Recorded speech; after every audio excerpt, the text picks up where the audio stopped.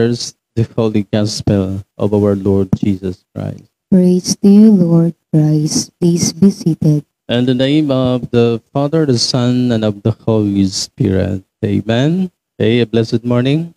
At panalangin ng kaayusan sa araw na ito. At naway patuloy tayong ingatan, gabayan ng ating Panginoon at patnubayan sa lahat ng ating mga ginagawa o gawain. Kaya ang ating ebanghelyo ay isa sa mga description, pangyayari sa muling pagkabuhay ni Kristo. At ang gusto kong i-elaborate sa inyo ay itong paghahanap nila. Maganda ito na tayo din ay naghahanap, nagsasaliksik ng katotohanan. At kung titingnan natin, gaya kay Maria Magdalena, Salome, Maria na ina ni Santiago, hinahanap nilang Diyos. Kasi ang interpretasyon nila on the third day, hindi naman ito sabi ni Kristo day na siya'y mabuhay muli. So kahit yung mga apostol naghihintay sa katotohanan, kaya sila ay naghahanap at pinupuntahan nila kung totoo ba ito. Pero yun nga ang nangyari, isang anghel ang nagpahayag sa kanila na andun sa Galilee. Doon sila magkita-kita. So sa atin, hinahanap pa natin ang Diyos, ang buhay na anak ng Diyos. At kung natagpuan nila, doon sila nagkaroon ng isang realization, isang katotohanan. So maging ganun din po sa atin. Sa panahon na tayo naghahanap, nagsasaliksik, makikita natin yung mga katotohanan, yung mga gusto nating mangyari sa buhay. So si Kristo, kung si Kristo ang buhay at tagapagligtas ng tao, dapat lalong tumitibay. Tumitibay ang ating pag-asa sa Kanya. Kung si Kristo nga ang buhay natin at tagapagligtas, dapat lalong lumalakas ang loob natin sa pananalig, sa mga aral, sa mga pahayag, dahil naniniwala tayo bilang siyang anak ng Diyos kasi maraming mga go against sa Kanya, lalong-lalo na sa muling pagkabuhay. Kasi ang alam natin, pagpatay ng tao, patay na. Pero ang pahayag ni Kristo na on the third day, siya'y mabuhay muli at yun ang nangyari. So ang ginawa ng mga kontrabida, ano bang ginawa ng mga kontrabida? So ang kanilang chismis ay drama lang daw na hindi nabuhay muli ang Kristo, kundi ninakaw. Binayaran ang mga sundalo o mga soldiers nagbabantay doon at yun ang pinapahayag nila na ninakaw daw ang katawan ni Kristo at hindi nabuhay muli. So yun yun isa sa mga pangyayari sa muling pagkabuhay ni Kristo. So kung kayo ay naniniwala sa buhay na Diyos, ito'y kapaki-pakinabang ng tao. Kasi sa panahon na ikaw naniniwala at sumasampalataya, hindi lang sa krus na yun, kundi sa muling pagkabuhay, ang kayang ibigay ng Diyos sa tao ay muling pagkabuhay din. Kaya dapat ipagmalaki natin yan. Hindi pwedeng nahihiya ka, naniniwala ka, hindi nahihiya. Dapat ipahayag. Ipagmalaki na ang anak ng Diyos, ang Diyos na si Jesus ay muling nabuhay. So gaya sa mga apostol, ang ginawa nila ay pinapahayag. Gaya kay Pablo, kung saan man siya nagpunta, pinapahayag niya ang nabuhay muli ng Kristo. Okay? So ito yung pahayag nila noon at napatunayan nila na ang Diyos ay patuloy na nagpahayag din sa atin. Hindi porket namatay siya at muling nabuhay, wala na tayong relasyon o wala na ang Diyos sa atin. Andyan pa rin. Patuloy na nagpapahayag ang Diyos sa tao. Ay laging sinasabi nila, ang Diyos ay sumasa atin na. Huwag na kayong matakot. Meron ka ng provider. Meron ka ng patnubay sa daigdig na ito. Dahil ang Diyos ay sumasa atin.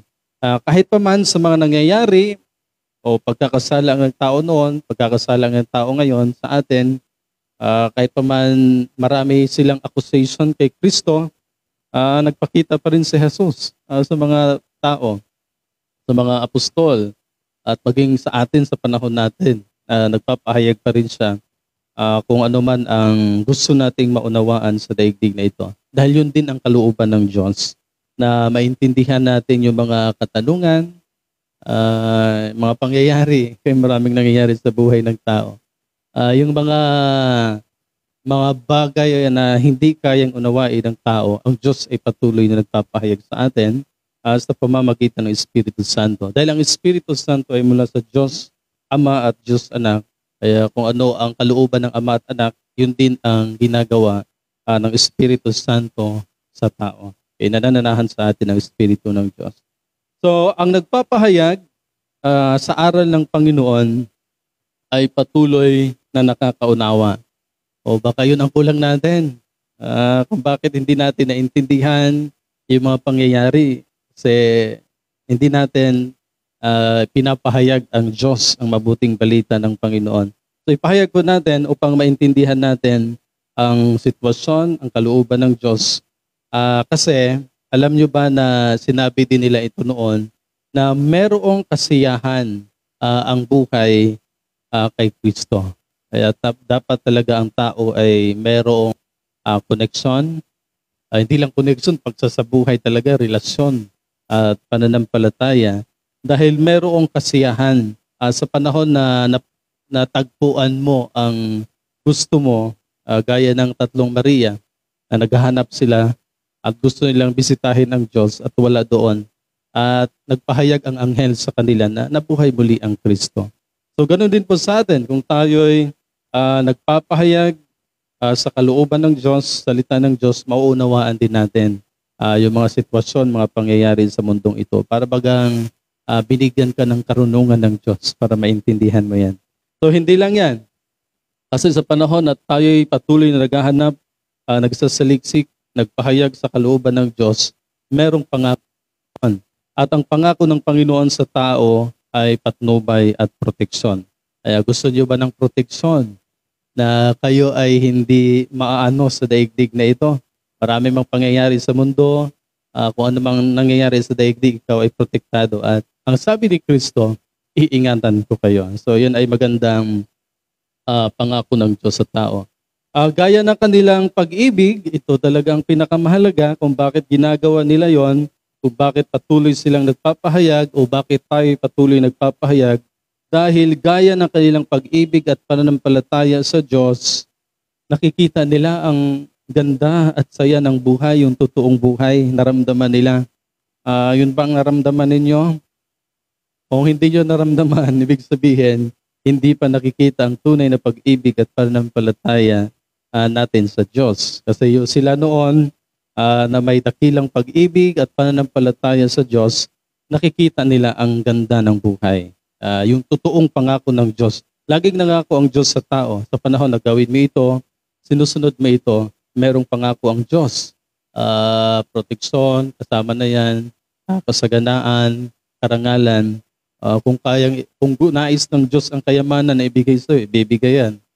Kaya lang, marami mga times sa Old Testament na kapag mayaman na ang tao, tumalikod sa Diyos, siguro ang kayamanan ay yung sapat lang, hindi sobra-sobra. So at least may binigay ang Diyos yung pangangailangan natin na i-provide ng Panginoon sa tao. So totoong inasahan nila noon sa Diyos ay yung pagpapala talaga, karunungan at pagpapala. Gaya kay Haring Solomon, talagang una niyang hiningi sa Diyos ay karunungan. Yung karunungan na yung mapamahalaan niya ang kaharian. So ganun din po, kung tayo'y nagsasaliksik, kung tayo naghahanap ng katotohanan, hingiin natin ang karunungan dahil kayang ibigay yan sa tao. Sa Hebrew 2:1, okay, ito yung sabi ng mga Hebreo, kaya nga dapat lalo nating paghawakang mabuti ang mga narinig natin. O marami tayong naririnig, hindi naman natin pinaghawakan ng mabuti. Naniniwala tayo makapangyarihan ng Diyos pero hindi natin ginagamit araw-araw ang paniniwala na yan. Kaya sabi nila ng mga Hebreo, kung talagang nakakarinig ka nito, dapat patunayan, paghawakang mabuti mo yan. Siyempre, ang mga aral ng Diyos, mga kapatid, ay isang, ang sabi nga ni Kristo, para layuan kayo ng kasamaan. Yan, isabuhay niyo ito. Gawin niyong sandata ang aral ng Diyos. Gawin ninyong kapangyarihan ang aral ng Panginoon, ang salita ng Panginoon, upang hindi tayo maligaw. Maraming naligaw sa daigdig. Kaunting yaman. Nakalimutan na natin ang Diyos. Instead na magpasalamat tayo sa Diyos dahil pinagkaluban tayo ng opportunity.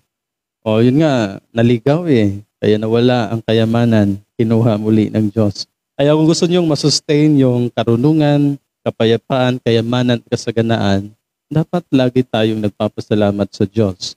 Tingnan mo si Haring David, si Haring Solomon, nung hindi pa tumalikod sa Diyos, si Haring Solomon, araw at gabi silang nagsamba sa Diyos, nagpuri. Yun ay kanilang ginagawa para bagang ritual, para patuloy silang malakas, maalam, yung patnubay ng Diyos sa kanila. So ang mensaheng ipinapahayag sa pamamagitan ng mga anghel ay napatunayang totoo. Totoo naman talaga. Kasi ang Diyos ay nasa mabuti. Hindi nag-iisip ng hindi maganda ang Panginoon. Kaya mabuti ang Diyos. Kaya yung mga hindi tunay, hindi yan sa Diyos. Yun ay role ng dyablo. Kaya sa Santiago 1:25, ang taong nagsasaliksik at nagpapatuloy sa pagsunod sa kautosang ganap na nagpapalaya sa tao ang pagpalain ng Diyos sa lahat ng kanyang gawain. Yan. Isa yan sa mga patutuo ng mga apostol na talagang pagpalain ng Diyos ang mga taong sumusunod sa kautusan, nagsasabuhay. Kasi yun nga ang sabi ko, ang salita ng Diyos is just a word. Take note ang salita ng Diyos ay salita lang yan. Pero kung naniniwala ka dyan, kung sinasabuhay mo ito, maging kapangyarihan ito ng tao. Ganon katindi ang Diyos. Doon magkaroon ng kapangyarihan ang salita ng Diyos sa panahon na sinusunod mo, pinaniwalaan mo at ginagawa mo. Pero kung nagbabasa ka lang, basa lang ng basa, kaya walang kapangyarihan ang salita ng Diyos kung nagbabasa ka lang ng nagbabasa. Ay dapat sinusunod mo. Doon magsimula yung discipline ng tao. Doon magkaroon ng, kumbaga, you are guided by the Holy Spirit. Kaya ang pag-iisip natin, mabuti lagi. Pero kung nagbabasa ka lang, nagbabasa, wini-welcome mo pa rin yung the other side. Ano ba yung the other side? Yung hindi maka-Diyos. Minsan doon tayo naging masaya sa mga hindi maka-Diyos. So yan, isa yan sa mga patutuo nila. 1 Peter 4:1, yamang si Kristo nagtiis ng hirap nung siya'y nasa buhay na ito, kayo man ay dapat maging handang magtiis. Sapagkat ang nagtitiis na ng hirap sa buhay na ito ay tumalikod na sa kasalanan. Yan, namumuhay sa kalooban ng Diyos. 1 Peter 5:10, pagkatapos ninyong magtiis sa loob ng maikling panahon, kay maikling panahon lang yung mga nasa Diyos talaga, although dumadanas tayo ng hirap, pero sa maikling panahon, hindi sa permanent. Ang Diyos na siyang pinanggalingan ng lahat ng pagpapala ay siyang magbibigay sa inyo ng kagalingan, katatagan, lakas ng loob, at isang pundasyon na hindi matitinag. Yan ang kayang ibigay ng Diyos, isang pundasyon na hindi matitinag. Ang daigdig ay walang kakayanan na humadlang kapag sumasa iyo ang Diyos. Ang mga patutuo yan. Kaya kung tayo'y nagsasaliksik, lalong tumitibay ang ating pag-asa sa Diyos. Kung tayo'y naniniwala, lalong lumalakas ang loob natin sa pananalig sa salita ng Diyos. Dahil tayo'y naniniwala na nasa Kanya ang pag-asa. Nasa Kanya lahat. Naniniwala ba kayong nasa Diyos lahat? Ang Diyos kasi mga kapatid ay although nagtitiis ka ngayon, kung nakita ng Panginoon na porsigido ka talaga, marami ng mga biblical times na nakita ng puso kasing nakikita ng Diyos. Kapag nakita ng Diyos yung determinasyon mo na gawin ito, talagang papatnubayan ka, puspusin ka, bibigyan ka ng kakayanan at bibigyan ka ng pamamaraan na mas madaling makita ng isang tao. Kaya kung ang tao totoo sa kanyang ginagawa, totoo sa kanyang hangarin, yan, mapagtagumpayan natin lahat sa daigdig na ito. Sa 1 John 3:9, ang mga anak ng Diyos ay hindi nagpapatuloy sa pagkakasala.